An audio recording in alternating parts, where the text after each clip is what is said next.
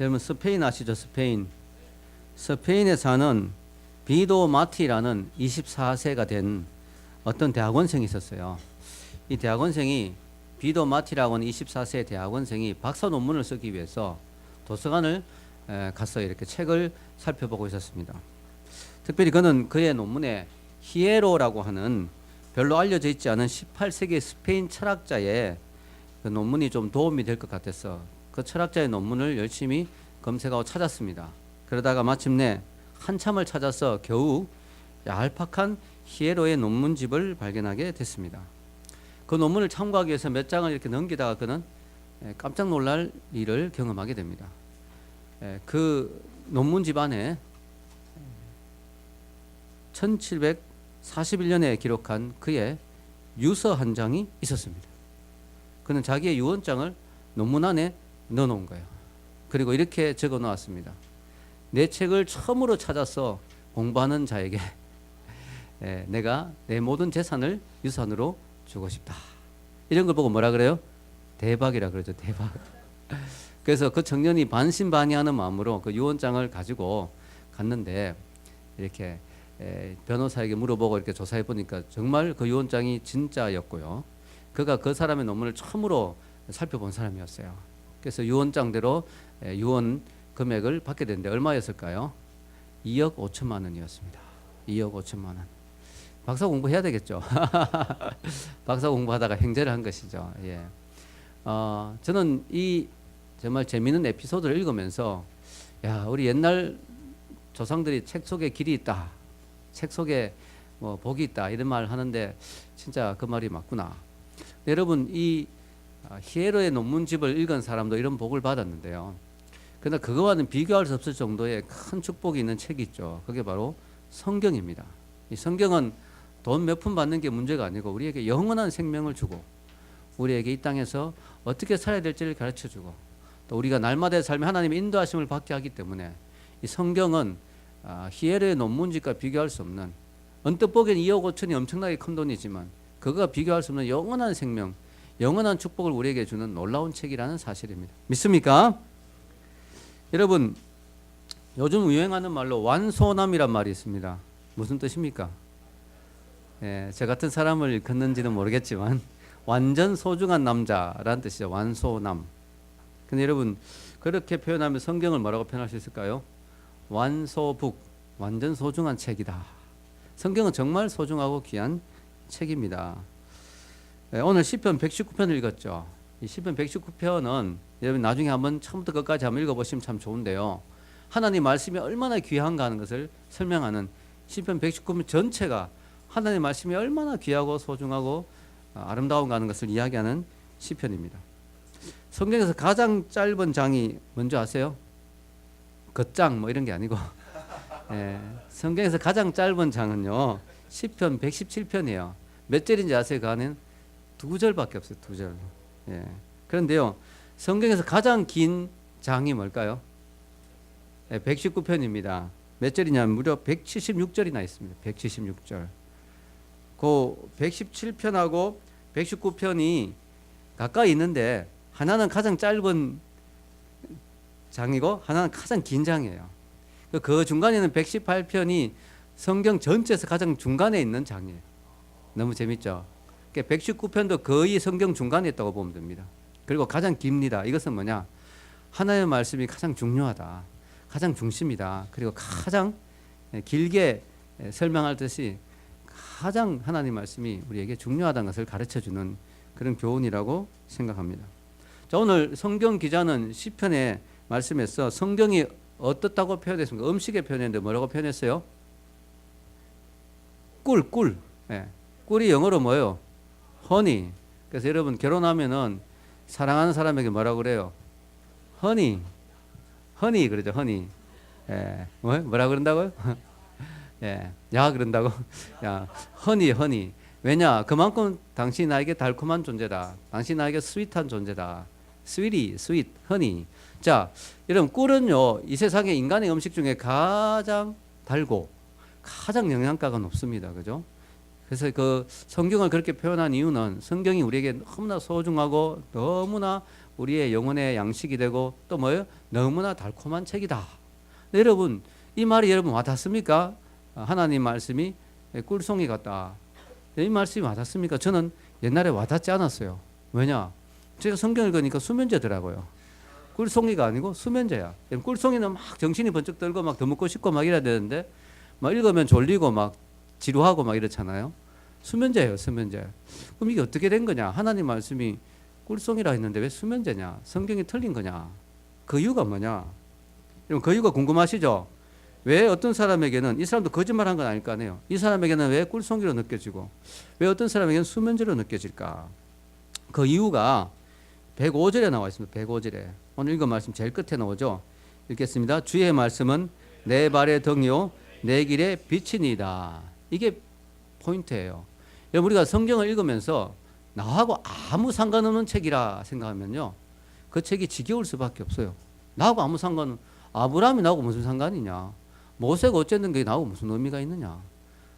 여호수아가 뭐 가나안을 정복했는데 나하고 무슨 상관이 있느냐. 이렇게 될 때는 지루하죠. 수면제입니다. 그런데 만약 그 아브라함에게 하신 말씀이 나에게 주시는 말씀이고 모세에게 주시는 말씀이 나에게 주시는 말씀이고 여호수아의 가나안 정복 사건이 나의 영적 전투에 나의 싸움에서 승리의 비결을 가르쳐주는 책이란다면 그 말씀이 달콤할 수가 있죠.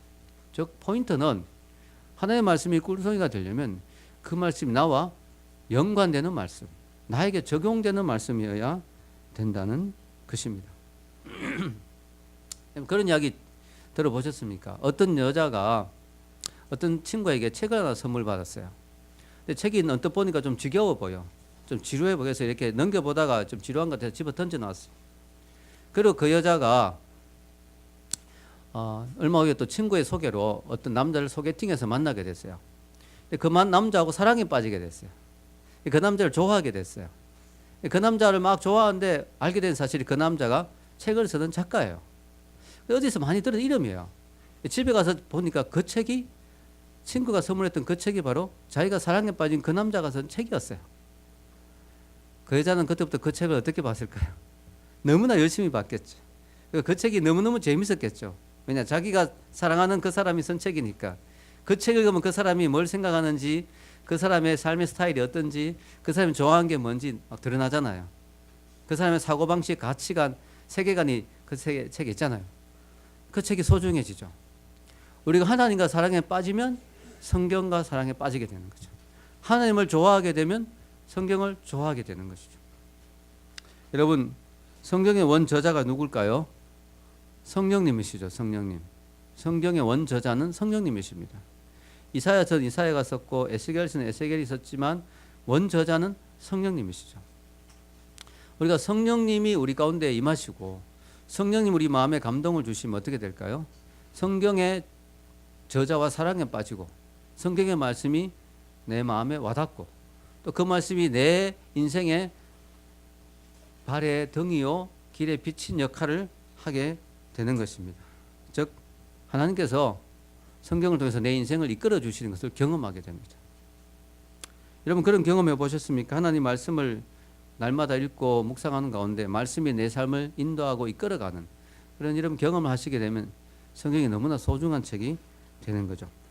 그래서 여러분 우리가 성경 읽을 때 그냥 아무 생각 없이 읽지 말고 원저자이신 성령님께 기도하면서 성령님 성경을 잘 깨닫게 해주세요. 그리고 하나님과 더 깊이 사랑에 빠지게 해주세요. 그리고 이 말씀이 내 인생을 이끌어 주시고 인도하시는 그런 내 인생의 등불과 빛이 되게 해주세요. 이렇게 기도하는 것이 중요하죠. 그렇게 할 때 성경 말씀이 내 눈에 새롭게 보이게 됩니다. 시편 119편 18절에 오늘 말씀에 그 18절의 저자가 뭐라고 이야기했습니까? 읽겠습니다. 내 눈을 열어서 주의 법에 기이한 것을 보게 하소서. 눈이 열리는 거죠. 그래서 여러분 우리가 성경이 내 마음속에 와닿고 내 삶 속에 역사하기 위해서는 적용이 돼야 돼요. 적용이 되게 중요합니다. 말씀이 적용이 되냐 안 되냐에 따라서 성경 말씀이 꿀속이냐 수면제냐 그 차이가 나는 것이죠. 여러분 큐티를 하는 거 참 중요한데요. 적용이 있는 큐티가 필요하죠. 적용이 없이 큐티를 하면 오랫동안 큐티를 해도 삶의 변화가 없을 수 있습니다. 이런 바리새인들이나 성경의 서기관들이 성경을 너무나 잘 알잖아요. 오랫동안 성경을 많이 봤을까요? 근데 문제는 그들이 그 말씀을 자기들에게 적용을 안 한 것이죠. 그래서 그냥 지식으로 끝났지 삶의 변화, 인포메이션으로 끝났지 트랜스포메이션이 안 됐다는 거죠. 그래서 우리가 큐티 할 때 적용하는 큐티가 중요합니다. 그럼 적용을 어떻게 하면 좋을까요? 적용하는 방법을 조금 가르쳐 드리겠습니다. 여기 보면은 두 가지가 있습니다. 여러분 성경을 읽을 때 반드시 두 가지를 생각해야 되는데 뭐냐면 이 말씀이 하나님에 대한 어떤 깨달음을 주는가, 또 이 말씀이 나 자신에 대한 어떤 깨달음을 주는가, 이 두 가지를 생각하면서 읽으면 이 적용에 여러 가지 어려운 방법과 공식이 있는데 너무 복잡하면 여러분 어려우니까요. 제일 쉬운 게 뭐냐면은 적용에서 제일 쉬운 방법이 뭐냐면 이 성경 말씀이 하나님에 대해서는 뭐라고 이야기하는가, 이 성경 말씀이 나에 대해서는 지금 뭘 말씀하고 있는가, 이 두 가지를 기준으로 읽으면 그냥 읽는 거하고는 완전히 다릅니다. 자, 그럼 하나님에 대해서 우리가 생각할 때 뭘 생각해야 되느냐? 여러분 아시다시피 하나님은 어떤 하나님이세요? 삼일체죠. 뭐요? 성부, 성자, 성령님이시죠. 그렇기 때문에 여러분 성경을 볼 때 하나님에 대해서 뭐라고 하시는가 할 때 어떻게 봐야 돼요? 첫 번째 읽겠습니다. 이 부분은 하나님에 대하여 무엇을 가르쳐 주는가? 하나님의 성품이나 계획, 하나님께서 우리에게 기대하시거나 요구하시는 것에 대하여 어떤 깨달음을 주는가? 이걸 이제 생각해야 되는 거죠. 하나님이 뭘 이야기하시는가? 하나님이 성품이 어떤 것인가? 오늘 아침에 큐티 하셨어요? 오늘 아침 큐티 보면은 예수님이 자기 사람을 끝까지 사랑하시니라 이렇게 나오죠. 아, 하나님의 성품은 우리를 사랑하시는데 끝까지 사랑하시는구나. 끝까지 사랑하시는 것이 하나님의 성품이구나. 이런 것도 우리가 적용할 수가 있는 거죠. 그래서 나에게 적용하면 어떻게 되나? 나도 내 가까이 있는 사람을 끝까지 사랑해야 되겠구나. 끝까지 사랑하는 것이 필요하구나. 어느 정도 사랑은 할 수 있지만 끝까지 사랑하는 게 어렵거든요. 끝까지 사랑해야 되겠구나. 또 예를 들어 이 부분은 2번 읽겠습니다. 이 부분은 예수님에 대하여 무엇을 가르쳐 주는가? 예수 그리스도의 성품이나 우리를 위해 하신 일, 그리고 지금 하시고 계신 일에 대하여 어떤 깨달음을 주는가? 예. 예수님 오늘 아침 큐티 같은 경우에 보면 예수님이 뭐예요? 대야에 이렇게 물을 받아서 발을 씻기셨잖아요. 와, 진짜 그건 섬기는 리더십이야. 섬기는 리더십. 야, 진짜 우리가 리더가 된다는 것은 높아지고 우쭐해지고 대접받는 게 아니고 진짜 낮아지고 섬겨주고 희생하고 헌신하는 거구나. 예수님이 그렇게 하셨구나. 나도 그렇게 해야 되겠구나. 내가 이 교회에서 섬길 것은 뭐지? 내가 우리 가정에서 섬길 부분은 뭐지? 이런 것들을 생각하는 것이 적용이죠. 또 3번 읽어보겠습니다. 이 부분은 성령님에 대하여 무엇을 가르쳐 주는가? 성령님이 일하시는 방식이나 성령님이 역사하시도록 하시기 위해 우리가 해야 할 일에 대하여 배울 수 있는 교훈은 무엇인가? 예, 오늘 말씀 같은 경우에는 이제 성령님이 바로 드러나진 않지만 예수님이 이 발 씻는 이것을 우리가 죄 씻는 것에 비유했어요. 그래서 베드로가 다 씻기십시오 하니까 예수님이 이미 씻은 사람은 발만 씻으면 된다. 이 성령님 우리 가운데 오시면 예수님의 보혈이 우리에게 적용돼서 우리의 피가 우리의 참 죄가 깨끗하게 씻기는구나. 이런 것들을 생각할 수가 있습니다. 성령님이 나를 늘 정결케 하시는 분이시구나. 내가 더 예수님 앞에 거룩해져야 되겠구나. 뭐 이런 식으로 우리가 적용할 수가 있습니다. 나 자신에 대한 깨달음. 그리고 이것을 이제 나에게 이제 적용하는 것이죠. 오늘 읽은 성경 말씀 속에 인물을 보면서 내가 따라야 될 모범이 있는가? 예, 예수님을 보면서 모범을 배울 수 있죠. 또 베드로를 보면서 모범을 배울 수 있죠. 베드로는 나서기 좋아하는 그런 게 있지만 뭐 적극적이죠. 적극적이죠. 되게 적극적입니다. 여러분 신앙은 적극적이어야 돼요. 조금 실수를 해도 괜찮아요. 적극적인 신앙이 중요합니다. 적극적으로. 전도도 그렇죠. 고구마 전도왕이라고 김기동 집사님이 자주 하는 말이 있죠. 지금 목사님 되셨는데 나가면 있고 안 나가면 없다. 나가서 전도하다 보면 실패도 많이 하지만 그래도 전도된 사람이 있다는 거예요. 안 나가면 아예 없다는 거죠. 아예. 그러니까 여러분 전도, 친구들에게 전도하는 것도 뭐 그냥 불편한데 하지 말지 이러면 끝까지 한 명도 전도 못해. 근데 하다 보면 그래도 한 명 전도될 수도 있잖아요. 우리가 적극적인 신앙생활이 되게 중요합니다. 이런 것들을 배울 수도 있고요. 또 두 번째는 오늘 읽은 하나님의 말씀 비춰볼 때 내가 피해야 할 죄가 있는가? 성경이 우리에게 죄를 지적해 줄 때가 있습니다. 그때는 우리가 이걸 보니까 내가 이런 게 죄였구나. 죄를 회개해야 되겠죠. 오늘 읽은 말씀 가운데 내가 붙잡아야 될 하나님의 약속이 있는가?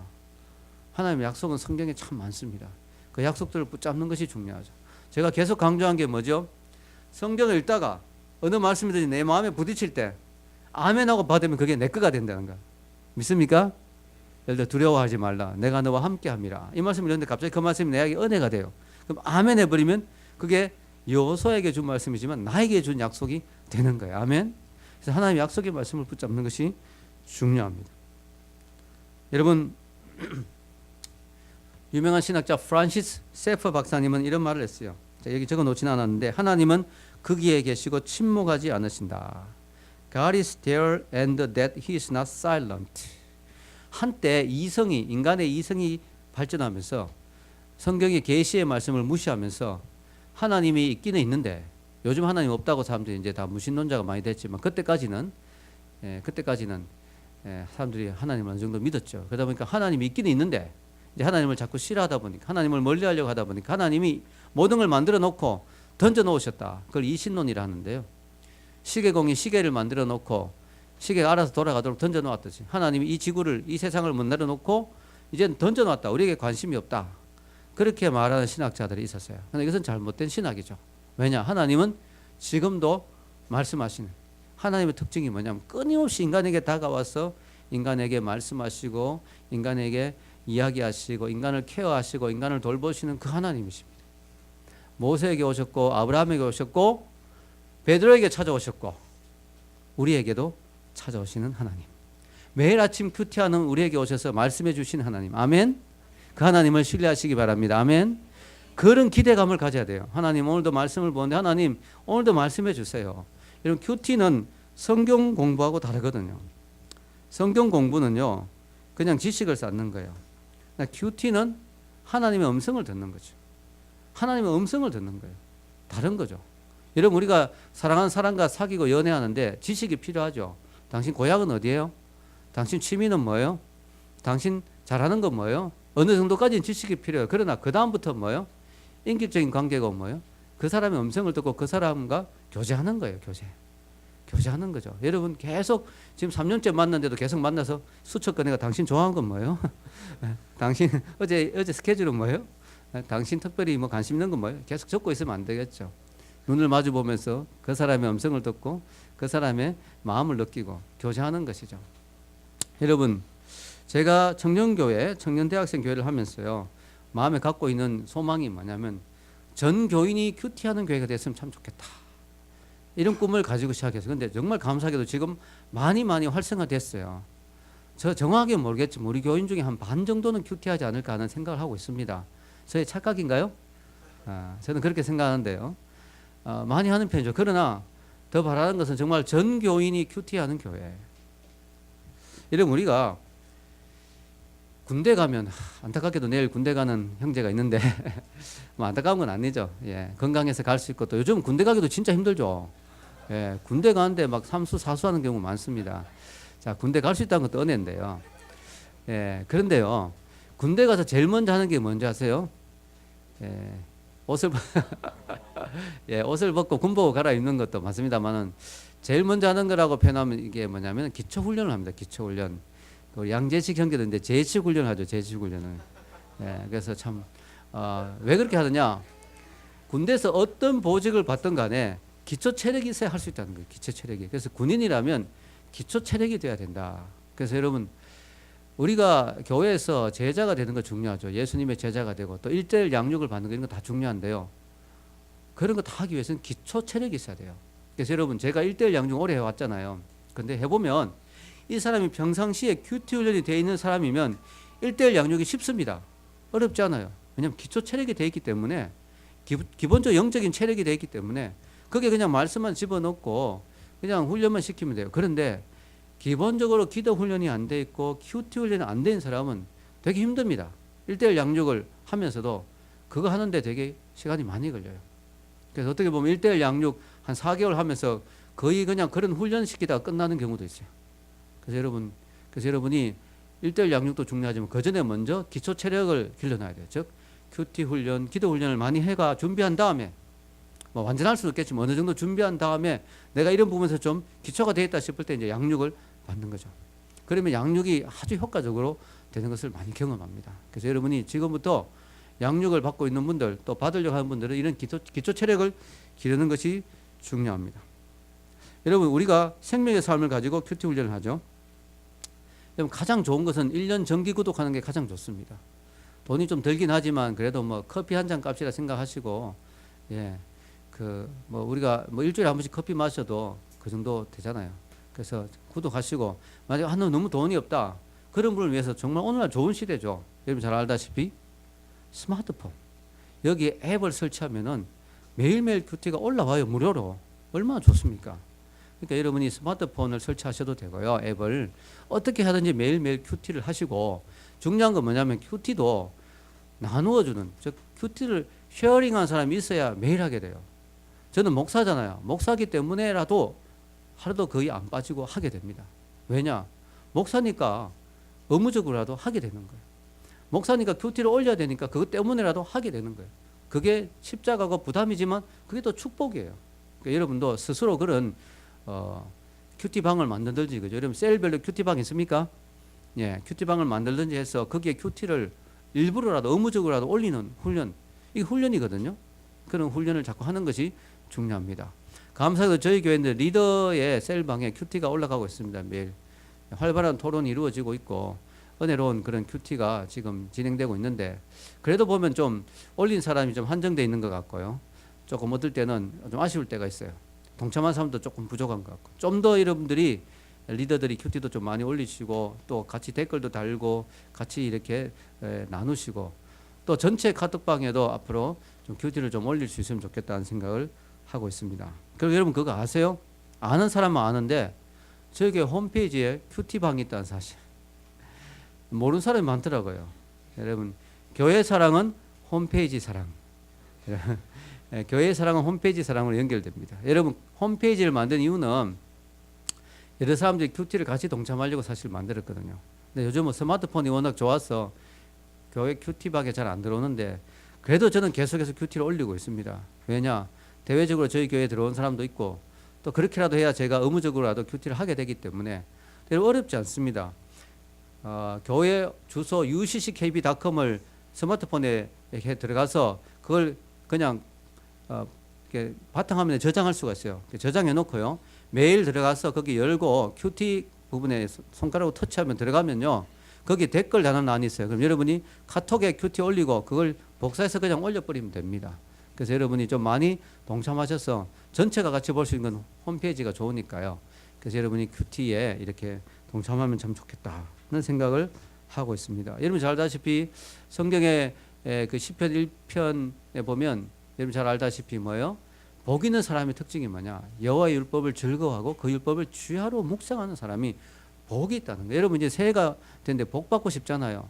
복 받는 방법이 뭐냐? 하나님 말씀을 주야로 묵상하고 그 말씀을 암송하고 그 말씀을 마음에 새긴 사람이 복이 있다. 그런 인생은 어떤 인생이라고요?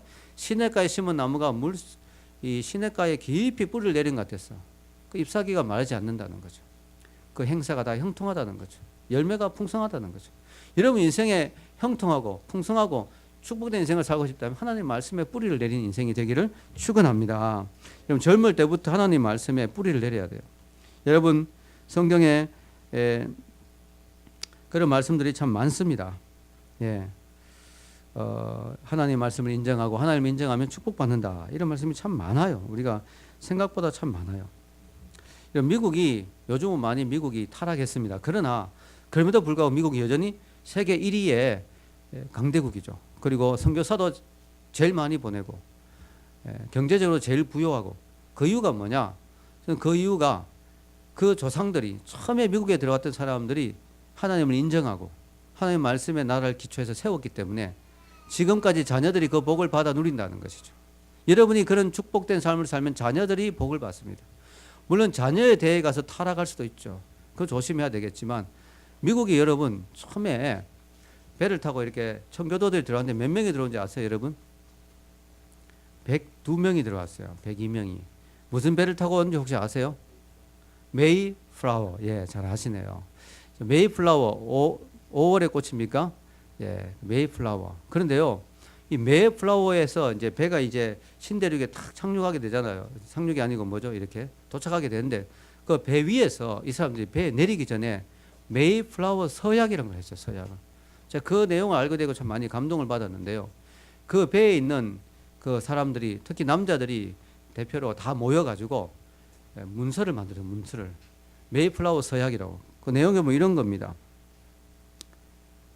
앞으로 나라를 세우게 될 때 모든 것을 하나님의 이름으로 행하고 하나님의 은총에 의해서 살고 하나님의 영광을 위해서 살고 하나님의 앞에서 존전해서 살아가자라고 하는, 즉 우리가 앞으로 나라를 만들 텐데 이 나라를 하나님의 이름으로 나라를 만들고 하나님의 은총으로 이 나라를 세우고 하나님의 영광을 위해서 이 나라를 세우고 하나님의 임재 앞에 있는 마음으로 이 나라를 우리가 이끌어가자, 이런 서약을 하고 그걸 사람들이 다 서명을 했어요.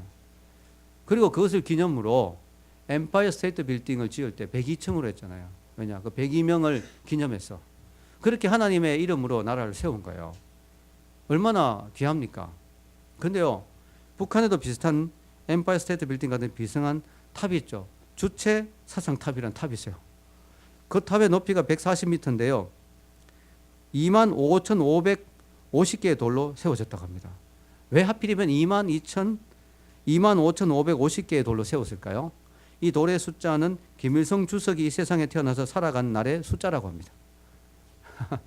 그래서 김일성이 세상에 살았던 날짜 숫자만큼 돌을 세운 거예요. 여러분, 같은 빌딩이라도 같은 건축물이라도 너무 뜻이 다르지 않습니까? 하나는 하나님을 높이기 위해서, 하나는 인간을 높이기 위해서. 그 결과 어떻게 됐습니까? 미국은 세계 최고의 부유한 나라가 됐고 북한은 참으로 너무나 참으로 헐벗은 나라가, 굶주린 나라가 됐어요. 여러분, 우리가 인생을 어디 세우느냐? 인생을 하나님의 기초에 세우느냐? 말씀의 기초에 세우느냐? 아니면은 세상적인 것에 세우느냐? 여기에 따라서 인생이 결국 달라진다는 사실을 기억할 필요가 있습니다. 지금도 안타까운 것은요, 미국이나 영국이나 유럽들이 지금 점점 무너져가는 이유가 뭘까요? 정말 저는 확신합니다. 하나님의 말씀을 멀리하고 하나님을 인정하지 않고 자기 마음대로, 즉 자기의 바벨탑, 자기의 인본주의 사상, 인간적인 탑을 자꾸 세우고 있기 때문에 세상이 점점 어려워지는 거예요. 하나님의 축복이 떠나가는 거예요. 여러분, 미국에 요즘 젊은이들이 성경을 모릅니다. 여러분, 미국에 자니 칼슨 쇼라고 있죠. 그 유명한 쇼인데 그 자니 칼슨이 이제 은퇴하고 그 후계자가 이제 제이 레노라는 사람이에요. 그 사람이 이제 제이 레노 쇼를 하는데 그 사람이 그 한 번씩 이제 길거리에 나가서 아무나 막 질문하는 그런 거 있거든요. 거기 보면 이제 그런 게 있어요. 한 번은 나가서 성경에 대해서 질문했어요. 사람들에게 막 마이크 갖다 대고 성경을 압니까? 그러면서 10계명에 대해서 아는 거 하나만 말해보세요. 10가지 중에 하나만 말해보세요. 그러니까 대부분의 젊은이들이 대답을 못해요. 그 중에 한 명이 자신 있게 그래도 제가 압니다 하고 대답했어요. 이야기해보세요. 그러니까 하늘은 스스로 돕는 자를 돕는다. Heaven helps those who help themselves. 여러분, 이게 10계명에 나옵니까? 전혀 안 나오죠. 사실 하늘은 스스로 돕는 자를 돕는 게 아니라 하나님을 의지한 자를 돕죠. 그리고 사도들 중에 한 사람의 이름 이야기해보세요. 12사도 중에 한 명이라도 대보세요 하니까 아무도 대답 못해요. 비틀즈의 멤버들 이름을 말해보세요 하니까 조지, 폴, 존, 랭고 이렇게 바로 대답이 나옵니다. 비틀즈의 멤버들 이름은 다 외우는데 사도들 이름은 모르는 거예요. 영국에서도 마찬가지입니다. 젊은이들 상대로 성경에 대해서 어떻게 생각하니까 촌스럽다, 구닥다리다, 시대에 뒤떨어졌다, 이런 대답이 많이 나왔다고 합니다. 900명을 대상으로 조사했습니다. 선한 사마리아인에 대해서 아느냐 하니까 60% 이상의 사람들이 전혀 들은 바가 없다. 62%가 탕자의 비유에 대해서 전혀 모른다. 절반 가까이가 삼손과 들릴라를 들어본 적이 없다. 95%가 십계명을 거의 알지 못했다. 영국의 젊은 기독교 국가라고 하는 95%가 십계명에 대해서 거의 모르고, 다윗과 골리앗이 뭐냐 하니까 선박의 이름을 알고 있는 사람도 있고요. 사자굴에 들어갔다가 살아놓은 사람 이름을 말하고 있는 라이온 킹. 이런 식으로 지금 성경을 전혀 모르고 있는 이런 세대가 지금 여러분, 기독교 국가라는 하나님 말씀이 었어졌다고 하는 그 국가들이 지금 무너지고 있는 엄청난 타락이 있고 엄청난 그런 황폐함이 있는 이유가 바로 이런 데 있지 않다고 생각합니까? 여러분, 이런 데 있다고 생각합니다. 좀 안타깝죠. 여러분의 상황은 어떻습니까? 여러분, 하나님의 말씀에 대해서 얼마나 친숙하십니까? 그것을 확인하기 위한 4가지 질문을 여기 적어 놓았습니다. 읽어보시면요, 이걸 보면은 난 하나님 말씀에 얼마나 친숙한가. 자, 1번 읽어보겠습니다. 지난 일주일 동안 성경을 깊이 생각하며 읽은 시간은 얼마나 되는가. 여러분, 지난 일주일 동안 내가 성경을 깊이 묵상하면서 사색하면서 성경을 읽은 시간이 총 합쳐서 얼마 됩니까? 뭘 시간이랄 걸 또 있나요? 분이죠. 뭐 이런 사람. 예, 자, 2번 읽겠습니다. 어떻게 그리스도인이 될 수 있는지를 오직 성경만으로 누군가에게 설명할 수 있겠는가? 여러분 사형리 뭐 이런 소책자도 있지만 그런 거 없이 성경만 딱 펼쳐놓고 어떻게 하면 그리스도인이 될 수 있습니까? 라고 할 때 여러분의 친구가 저 어떻게 하면 그리스도인이 될 수 있어? 할 때 이거야 하면서 딱 펼쳤어. 성경에 말씀하시기를. 그래서 여러분이 설명해 줄 수 있습니까? 예, 하나님이 모든 사람이 죄인이라고 했어. 여기 보면 하나님이 예수를 믿으면 구원받는다고 했어. 이런 식으로 설명할 수 있습니까? 세 번째 읽겠습니다. 감옥에 갇혀 있거나 섬으로 귀향을 가 있는 상태라면 영적 감정적 위로와 힘을 제공해 줄 수 있는 성경 구절을 몇 구절이나 암송할 수 있는가? 여러분이 갑자기 어디 갔는데 납치를 당해가지고 감옥에 갇혔다. 혹은 뭐 잠깐 선교하러 갔는데 갑자기 납치를 당해가지고 어디 게릴라 소굴에 갇혔다. 언제 구출될지 알 수가 없어요. I'm IS, 그러니까 뭐 그런 이상한 사람들한테 잡혔다.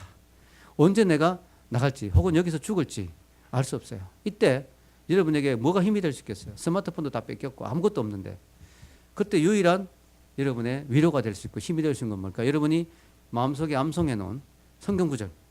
그때 여러분은 성경 구절 몇 구절을 끄집어낼 수 있을까요? 지금 한번 생각해 보세요. 몇 구절. 어떤 구절이 여러분 붙들고 한 구절만이라도 붙들고 기도할 수 있는 구절이 있을까요? 네 번째 읽겠습니다. 누군가가 조언을 구한다면 그 사람의 인생의 문제에 도움을 줄 수 있는 말씀을 어느 정도 제시해 줄 수 있겠는가? 나 요즘 많이 우울해. 그래? 항상 기뻐하라. 쉬지 말고 기도. 나 요즘 많이 외로워. 하나님 내가 너와 함께 하리라.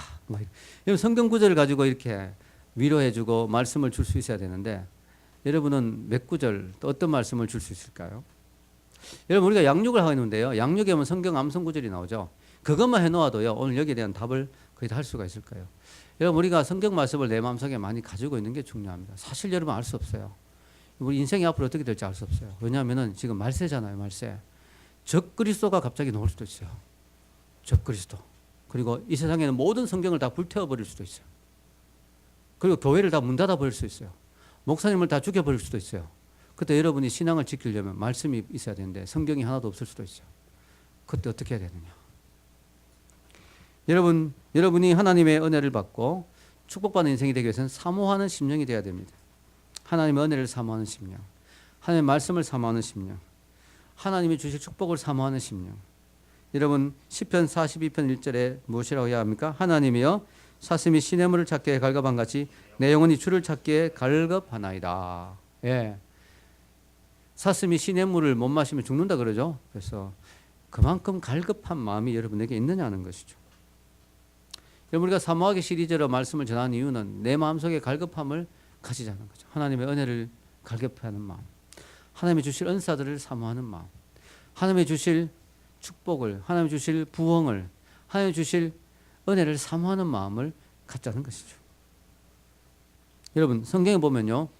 하나님께 축복을 받은 사람과 저주를 받은 사람이 나와요. 근데 재미있는 건 그 사람들이 비슷한 시기에 나와요. 예를 들어 사울과 다윗 동시대에 살았던 사람이에요. 베드로와 유다 비슷한 시대에 살았던 사람이죠. 같은 시대에 살았어요.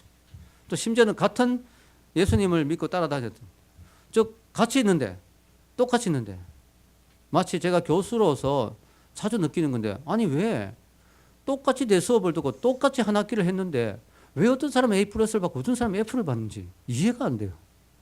왜 그럴까? 똑같이 수업을 들었는데 그죠? 여러분 어떤 사람은 예수님께 복을 받고 어떤 사람은 저주를 받고 어떤 사람은 하나님의 축복을 받고 그 가문이 번성하고 다윗의 가문 보세요. 얼마나 축복받고 번성합니까? 근데 사울의 가문은 망해버리잖아요. 왜 그렇게 될까? 그 차이가 뭐냐?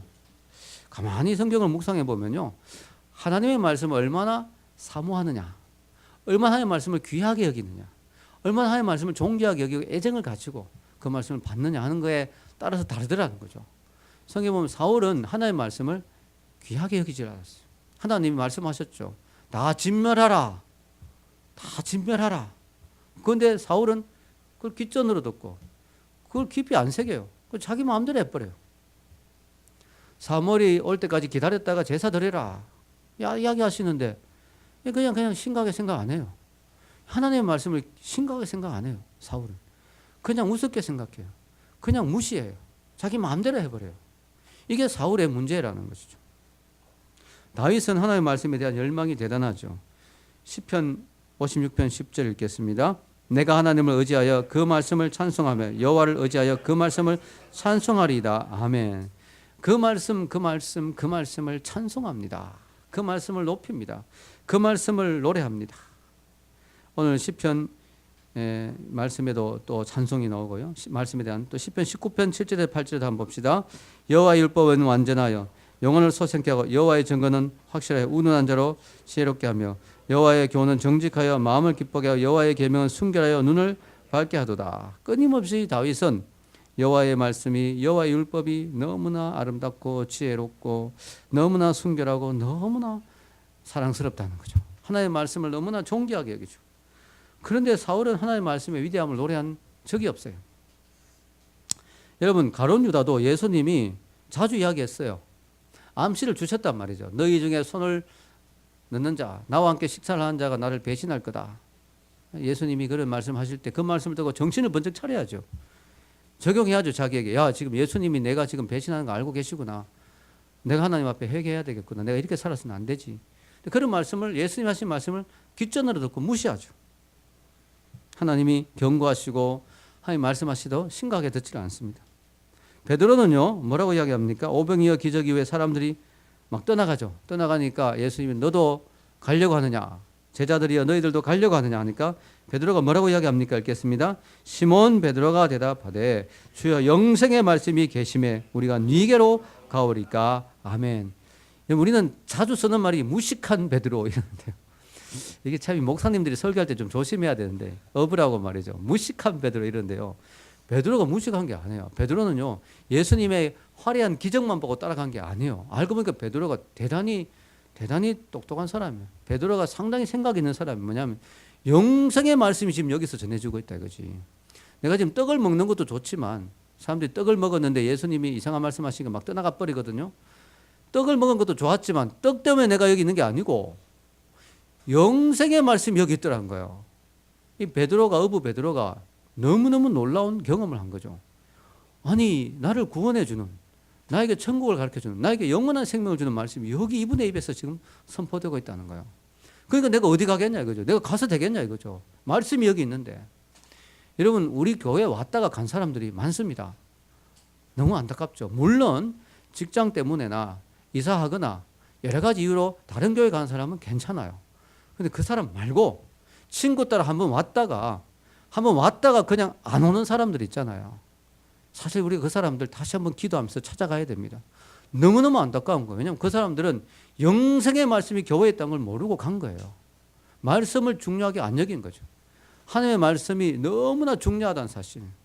정말 박사 논문을 찾다가 2억 5천만 횡재하는 거 이상으로 교회에 왔다가 여러분 하나님 말씀을 발견한 거 횡재잖아요. 횡재. 영성 형제.